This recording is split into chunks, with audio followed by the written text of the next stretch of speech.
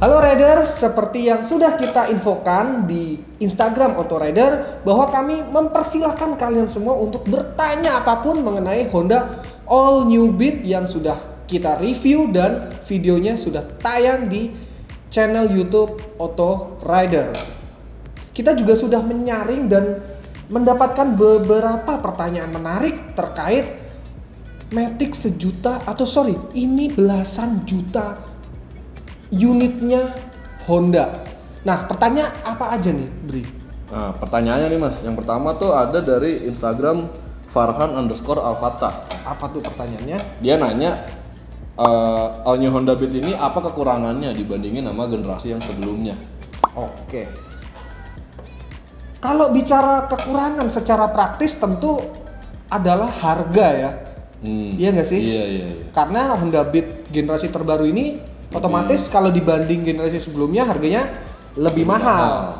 Karena kalau kita melihat pada harga termurah terakhirnya Honda Beat sebelum ganti generasi ini itu di angka 16.068.000 itu bulan Desember 2019. Ya. Okay. Dan sekarang generasi terbarunya ini harga termurahnya itu adalah 16,600 jutaan. Oh, naik sekitar 600.000 berarti. 600 ribuan naiknya. Lumayan itu juga tuh. kekurangan secara praktis. Tapi di samping itu Honda memberikan berbagai improvisasi terhadap fitur-fiturnya yang jadi lebih lengkap.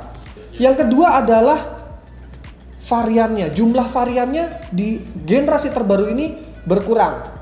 Kita tahu betul. Di yang lama ada Honda Beat Pop yang sekarang udah nggak ada tuh. Sudah nggak ada. Iya. Jadi cuman ada dua varian yaitu Honda Beat biasa, kemudian yang CBS ISS. Yang Street. Iya. Beat Street. Iya. Yang ketiga adalah mesinnya.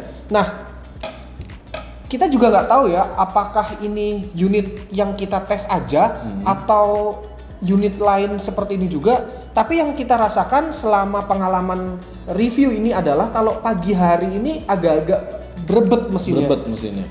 Nyalanya gampang, cuman agak-agak berebet di pagi hari. Putaran gas ya, kayak gitu tuh. Ini kita nggak tahu apakah unit tes kami aja atau ada Honda All New Beat lain yang mengalami seperti yang kami alami.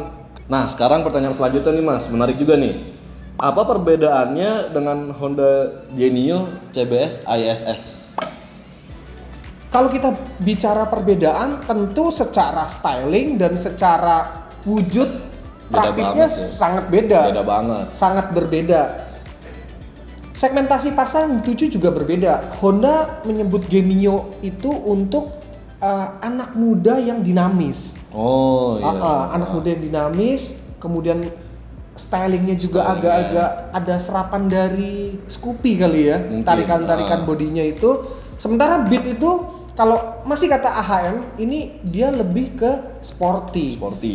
Kendati demikian, fitur CBS ISS-nya ini cara kerjanya baik di Honda All New Beat maupun di Honda Genio, cara kerjanya tidak ada perbedaan. Penempatannya sama, fungsinya pun sama. Yang membedakan kalau kami melihat adalah segmentasi kedua motor ini. Karena apa? Kita melihat bahwa Honda All New Beat ini memang disasar untuk berada agak di bawah dari Genio. Tapi masih sama-sama di segmen Matic entry level, betul. Nah, justru perbedaan styling tadi itu adalah strategi Honda untuk mencengkram pasar yang lebih luas ya. Kalau menurut saya ini mencengkram segmen Matic entry level, jadi lebih kuat bagi Hondanya itu sendiri. Jadi konsumen di segmen itu disuguhi beberapa pilihan. Salah duanya adalah yaitu tadi Beat dan Genio. Gitu. Nah, pertanyaan berikutnya nih Mas, dari Irfan Maheswara. Dia nanya, tinggi badan 179 cm dan berat badan 87 kg, apakah enak untuk naik Honda Beat ini nih katanya? Kalau dari pengalaman review kami ya, Mas Manut yang tingginya 185 cm, itu dia merasa Honda All New Beat ini kekecilan bagi dia. Kekecilan ya? Ya artinya Mas Manut kalau dibanding dengan si Irfan Maheswara ini artinya agak tinggian ya dibanding dia. Namun kalau kami nilai mungkin si Irfan ini tetap kekecilan untuk menggunakan All New Beat ya. Mungkin dalam jarak dekat, riding dalam jarak dekat mungkin nggak begitu terasa ya. Cuman kalau riding jarak jauh mungkin kurang enak ya. Mengemudikan motor kecil ini ya. Biasanya sih jadi gampang capek mas. Gampang capek ya. Betul. Jadi kurang tepat penggunaan All New Beat ini bagi orang yang posturnya tinggi. Seperti itu. Nah, next question nih mas, dari installnya. Alasan apa yang membuat Beat ini harus dibeli? Kayak HRD nanya. Pertanyaannya agak-agak serius nih kayaknya. Tapi kalau untuk menjawab pertanyaan itu harus kita tanya balik dulu sedikit. Yaitu apa kebutuhan Anda membeli motor? All New Beat menurut kami cocok bagi orang yang membutuhkan motor sebagai transportasi jarak dekat dengan harganya yang terjangkau. Karena ini Matic entry level. Tentu tidak tepat atau kurang tepat bagi Anda yang mencari motor Matic yang kenceng. Ini kurang tepat beli Honda All New Beat. Apalagi All New Beat ini kalau kita bayangin deh, All New Beat ada di sebuah rumah dengan keluarga lengkap. Mungkin ini bakal jadi alat transportasi praktis yang bisa dipakai semua anggota keluarga mungkin ya. Iya betul banget. Semua anggota keluarga yang usianya dewasa. Gitu maksudnya. Jadi bagi yang nggak mau ribet naik motor, transportasinya yang simple, mungkin All New Beat ini cocok. Ya jawabannya. Apalagi di generasi terbaru ini Honda memberikan penyempurnaan berbagai fitur yang memudahkan riders yang nggak mau ribet. Itu. Seperti itu kita melihatnya sih. Nah, pertanyaannya nih sekarang agak panjang nih Mas, dari Atras Farhan. Bacain aja. Nah, saya mau tanya nih seputar Honda Beat yang baru. Secara keseluruhan saya suka sama Beat baru ini, tapi saya mau nanya, ada 2 pertanyaan.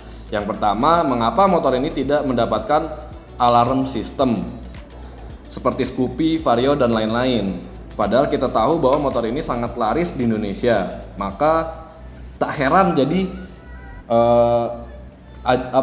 incaran maling. Motor ini juga sangat rawan.